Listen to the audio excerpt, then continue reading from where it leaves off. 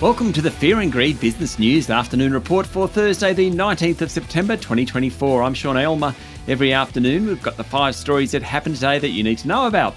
Story number 1, plenty of economic news over the past 24 hours. The Australian Bureau of Statistics labour force statistics show that 47,500 new jobs were created last month, mostly part-time roles. The overall unemployment rate was unchanged at 4.2%. While more people are looking for work, there are more jobs to go around.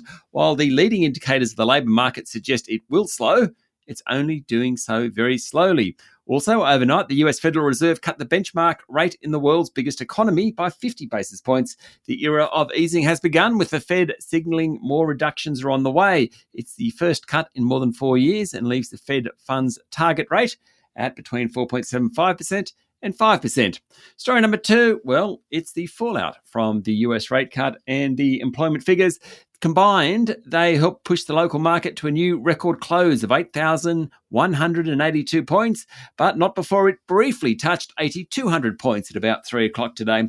The big iron ore miners did well following a rise in the price of the commodity. Rio jumped 3.4%, BHP nearly 3%, and Fortescue Metals Group nearly 2%. Woodside was also up, rising 1.2%. Staying in the resources sector, the uranium stocks did well. James Hardie's jumped 5%, while Goodman, ANZ and Macquarie Group all rose. Worst of the large caps were QBE, Transurban and REA Group. In corporate news, engineering company Monadelphous Group unveiled new contracts totaling $230 million.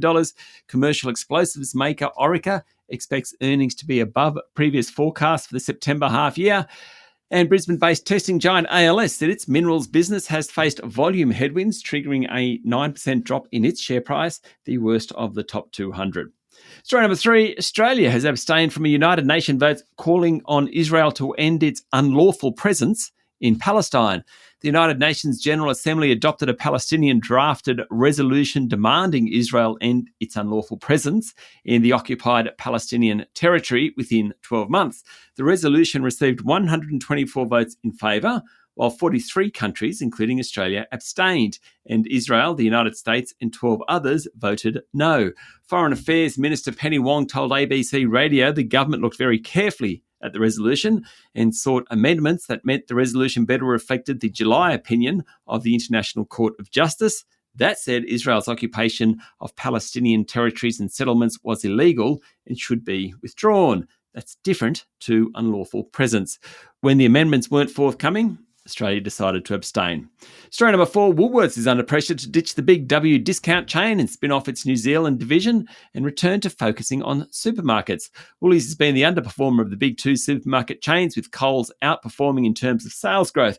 It's also considered a simpler business than Woolies. Activist shareholder Dushko Bajic from First Sentier Investors, which has a small position in the supermarket giant, said the Big W business is destroying capital, according to a report in the AFR.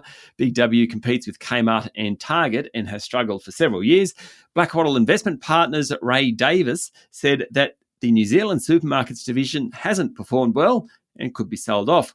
Woolies has expanded aggressively in New Zealand, now has about 200 stores. The comments were directed to new Woolies CEO Amanda Bardwell. She started in the job 3 weeks ago.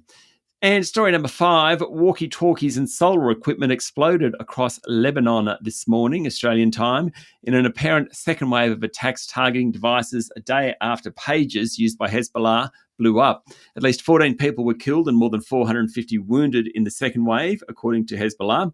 The attacks are widely believed to have been carried out by Israel targeting Hezbollah and have escalated fears of an all-out war in the region. Several blasts were heard at a funeral in Beirut for 3 Hezbollah members and a child killed by the exploding pagers the day before. The toll from the 2 days of blasts is now 32 dead, including at least 2 children, and more than 3,000 injured. Israeli Defense Minister Yoav Gallant said the country is entering a new phase of fighting on its northern border with Lebanon. That's it for the afternoon report for Thursday, the 19th of September, 2024. Don't forget to follow on the podcast and find Fear and Greed on LinkedIn, Instagram, X, TikTok and Facebook. Join Michael Thompson and I tomorrow morning for the Fast 5 by Fear and Greed. The top 5 business stories you need to know in 5 minutes. I'm Sean Aylmer. Enjoy your evening.